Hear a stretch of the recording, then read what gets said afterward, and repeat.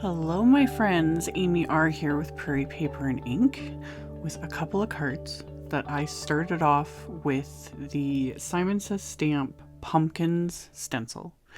And I took it outside with my adhesive splat box and I sprayed the back of it with PIXIE spray and let that sit for a minute so it's all nice and tacky. And then I've pulled out several Distress Oxide inks in colors I normally would never think to do with a background like this. Or even just this sort of theme of cards. But I was really inspired by the little pack of sequins, the Autumn Sky sequins from the Peace on Earth release that I just posted a release and review on before this video. So I was looking at those sequins and I was like, you know what? I'm going to use these colors. Why not? Let's do something different. So I have Cracked Pistachio, Fossilized Amber, Ripe Persimmon, and Picked Raspberry Distress Oxide inks. And I'm working on my Stencil Media Mat that is attached to my Tonic Magnetic Mat. So many things. And then I have my ink pads in my little ink stand holders. And since I only have 3 of those, I have my 4th ink pad being held by my Simon Positively Everything tool. As always, I'll have links to all the things. So I'm just using blending brushes. And since I had sprayed this with PIXIE spray, the stencil isn't going anywhere. It clings to this. And the thing I'm loving about the whole PIXIE spray is I end up using this stencil like over and over, like 4 times. And I can use it more than that. And I've found, like, it's not super sticky. I've had people ask about that, like, does it ever tear the cardstock? I've never had it tear. It's a light, tacky adhesive. And yet, I've found even sometimes after I've washed my stencils, like, because certain things I will not just wipe down my stencil, like I'll take it to my sink and I'll wash it. And I'll find even after that and after I've let it dry, there's still sometimes a little bit of like tack left, so I can still get even more uses out of it. If you want to completely remove the PIXIE spray, you know, it's gunked up, whatever, soap and water, and I just gently rub the stencil between my hands and it takes it all off. So never had a problem, but a lot of times I'll get multiple uses out of it. So I'm a fan. Anyway, I decided as I was doing this, I was originally only going to make 1 card, but then I was like, ooh, I've got everything out. I have everything sitting here. Why not do more than 1? So that's what I did. So I lined up another piece of cardstock and I'm working on Neenah Desert Storm cardstock because there's something about Desert Storm with Oxide inks over it. So I did that and then I'm going to do splatter, of course.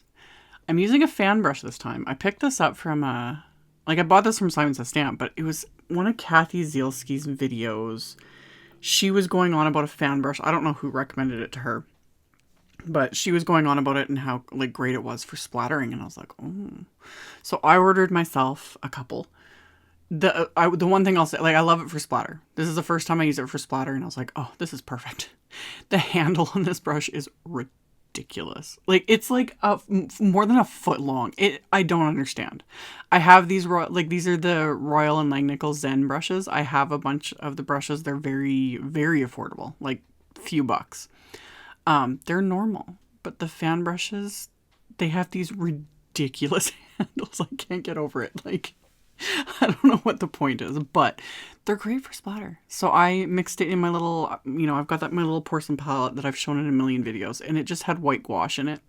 Mixed that with water, with the fan brush, did all my splatter, set aside those pieces to dry. And then I did the insides of my cards, which are, again, Neenah Desert Storm cardstock, because that's just how it needs to be, because I love it, really. It would look nice on white too, though, but Neenah Desert Storm, especially during the fall, any time of year. Anyway, if you don't have Neenah Desert Storm cardstock, highly recommend.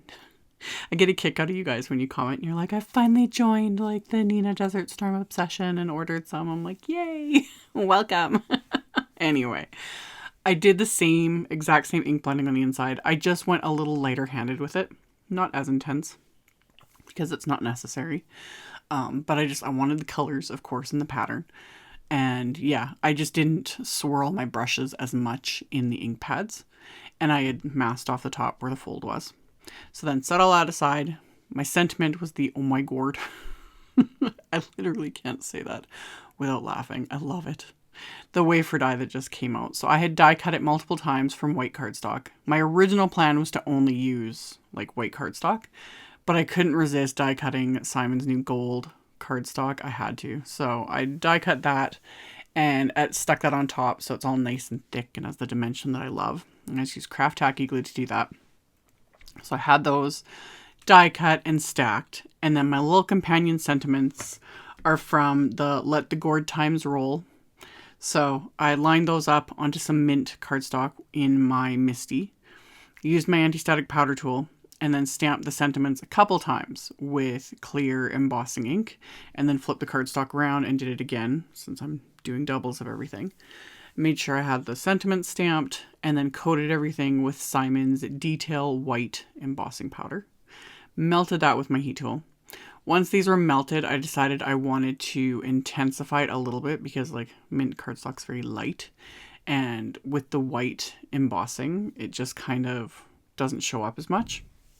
I could have done gold. Gold would have looked really nice. Like gold and mint. Oh, another just chef's kiss.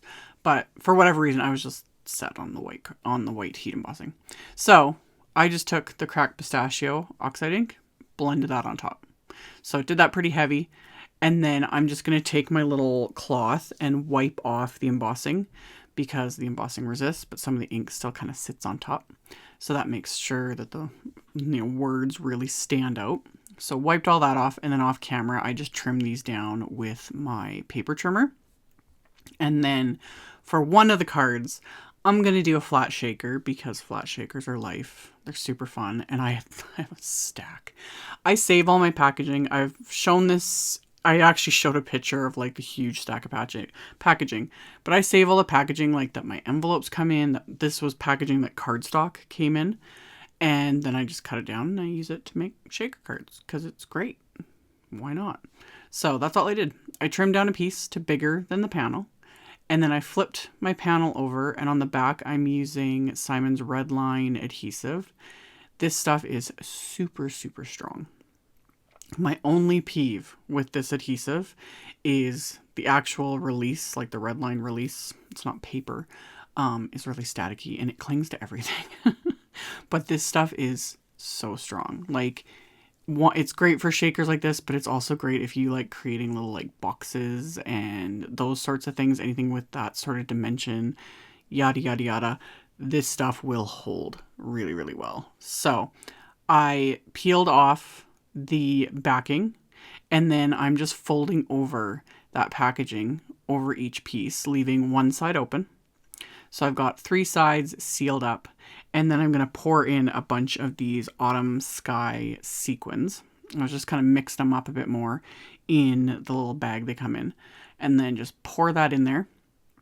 Once I'm like happy with what I got going on in there, I'm going to flip this over, remove that last little bit of release backing, whatever. And yeah, I'm using my little like wafer die pick to do that because I keep my nails pretty much as little like nubbins. My nails are really short. I used to have beautiful nails. I don't anymore. But anyway, it's easier to remove the backing with either my die pick or like the edge of scissors. So did that, sealed it up, and now I have this fun edge-to-edge flat shaker card. So to adhere the die cut sentiment, I'm using Distress Collage Medium. Glossy Accents also works.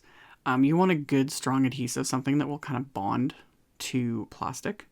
So anything, just a good strong adhesive, really. Foam tapes, those sorts of things work really well too. But for this I wanted, since I already had the dimension of the die cut with like the multiple layers, I used the collage medium, and I'm actually going to take my Misty and set this carefully on top just to hold it in place, like hold it down and give it time to dry and fully adhere, because again, it's plastic, so it's like, and liquid adhesive, so you know, things are going to slide around, and I'm clumsy. So Misty sits on top, holds everything in place. While that's drying, I'm going to work on the second card. I cut down that panel to be smaller than my card base, and then I cut a piece of white cardstock to mat that, just to give it a little bit of a frame. And then I'm going to just adhere the sentiment directly to that. And then the little companion sentiment, I'm going to pop up with some thin foam squares. And I'm going to do the same thing with the other card. That adhesive is now dried, so pop that into place. And then I'm going to adhere the little sentiment strips to the inside of the card that says, "Let the gourd times roll." Again, I'm a sucker for punny sentiments. Like, even if they don't make sense, I don't care. I think they're funny. You know, it has nothing to do, like, the card will be like, "Thank you, you're awesome," whatever. I don't care what the other sentiment is. Because it's funny, and I hope the person gets a giggle out of it, and we're good to go. So, insides are done. I put more red line tape on the back of the flat shaker. Again, good strong adhesive so that this stays adhered really well. And then once I've removed all that backing, I can line that up with my card base. This will completely cover my A2 card base. So again, edge to edge, flat shaker, love. And then the other one I'm popping up with Simon's Big Mama foam tape. So it just has that little bit of dimension that I love. And then I had to add a few of those little sequins just to, tie it all together. And one of them, because these are big sequins, I just cut in half so I could kind of make it look like it's tucked under the panel. But because I used the Big Mama foam tape, it's not very thick. So the sequin technically doesn't fit under there, hence me just cutting it in half. So did a little fiddling to like get that to go where it was supposed to go. And then just adhered these into place with dabs of craft tacky glue. And then once those are all adhered, I'm going to pair these cards with some mint envelopes from Simon, and that's going to finish them off. So today's video is actually part of a blog hop, so there's tons of amazing inspiration from a bunch of other designers using the new Peace on Earth release. I'll have links to all of that in my blog post, which will be linked directly below the video. And of course, I will link to all the supplies I used. All of that will be also directly below the video and on my blog. So you can check all that out if you are interested. Thank you all so much for watching, for subscribing, thumbs upping, commenting. You can follow my social medias. Those are always linked below the video. Click the little bell to get notifications when I upload. Love you guys, and I will see you all very soon in the next video. Bye.